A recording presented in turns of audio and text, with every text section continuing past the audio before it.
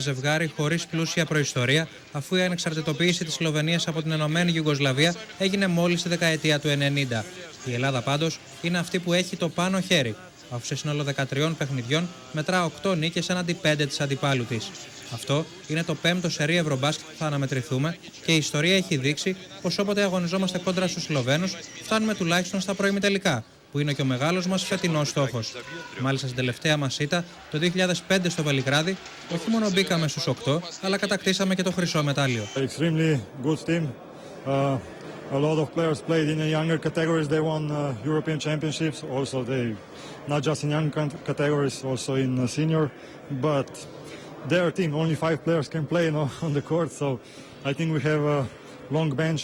So as they, I think it's going to be a tough game, very close. I think the details going to decide this game.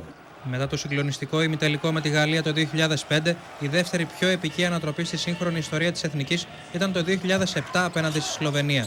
Στον προημιτελικό της Μαδρίτης ήμασταν στο μείον 17, 7 λεπτά πριν το τέλος, αλλά και στο μείον 12, 2,5 λεπτά πριν το φινάλε.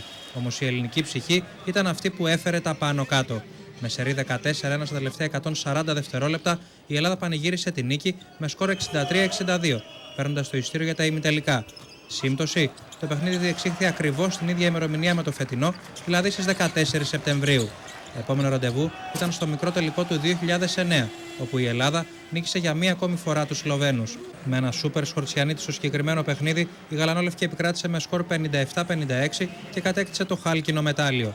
Τελευταίο ραντεβού πριν το φετινό ήταν στο Ευρωμπάσκετ της Λιθουανίας πριν 2 χρόνια, με την Ελλάδα να νικά με σκορ 68-60, με τον Νίκο Ζήση να είναι ο ήρωας του τελευταίου τριλέπτου. Ποιος θα είναι ο ήρωας φέτος? Μάλλον αδιάφορο. Η τέταρτη σερί νίκη να έρθει κόντρα στους Σλοβαίνους και όλα τα υπόλοιπα είναι περιττά.